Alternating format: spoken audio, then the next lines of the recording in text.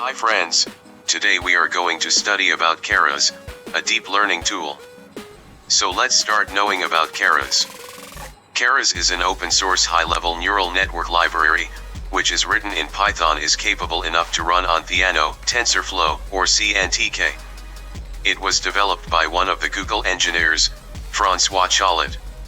It is made user-friendly, extensible, and modular for facilitating faster experimentation with deep neural networks.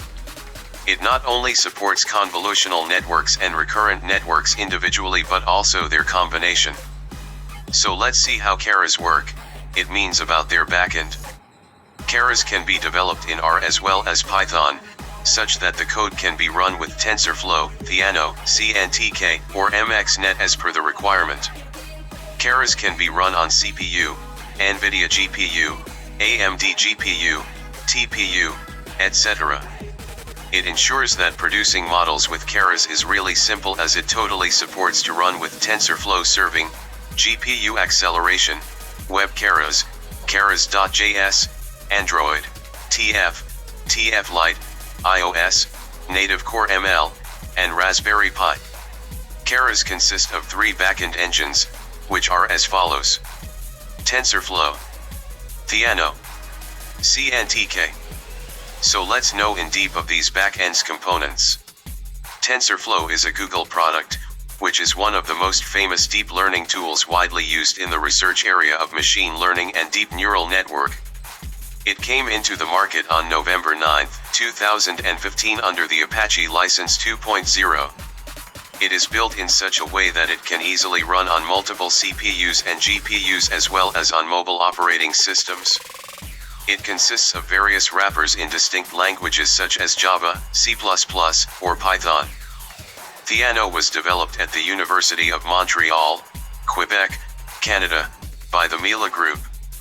It is an open-source Python library that is widely used for performing mathematical operations on multidimensional arrays by incorporating SciPy and NumPy. It utilizes GPUs for faster computation and efficiently computes the gradients by building symbolic graphs automatically. It has come out to be very suitable for unstable expressions, as it first observes them numerically and then computes them with more stable algorithms. Microsoft Cognitive Toolkit is deep learning's open-source framework. It consists of all the basic building blocks, which are required to form a neural network. The models are trained using C++ or Python, but it incorporates C# or Java to load the model for making predictions. Now let's see about their application. Keras encompasses the following advantages, which are as follows. It is very easy to understand and incorporate the faster deployment of network models. It has huge community support in the market, as most of the AI companies are keen on using it. It supports multi-backend, which means you can use any one of them among TensorFlow, CNTK, and Theano with keras as a backend according to your requirement. Since it has an easy deployment, it also holds support for cross-platform. Following are the devices on which keras can be deployed: iOS with Core ML, Android with TensorFlow Android, web browser with .js support, Cloud Engine, Raspberry Pi. It supports data parallelism, which means keras can be trained on multiple GPUs at an instance for speeding up the training time and processing a huge amount of data. So the whole study of keras tell us that this keras tutorial is made for both beginners and professionals, to help them understand the fundamental concept of keras.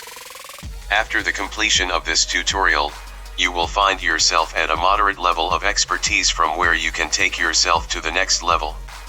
Since keras is a deep learning's high-level library, so you are required to have hands-on Python language as well as basic knowledge of the neural network. So at last but not least, this is just a basic study on keras. On my next video I will tell you how to enable deep learning tool and how to work with it. Till now, be safe and don't forget to like and subscribe.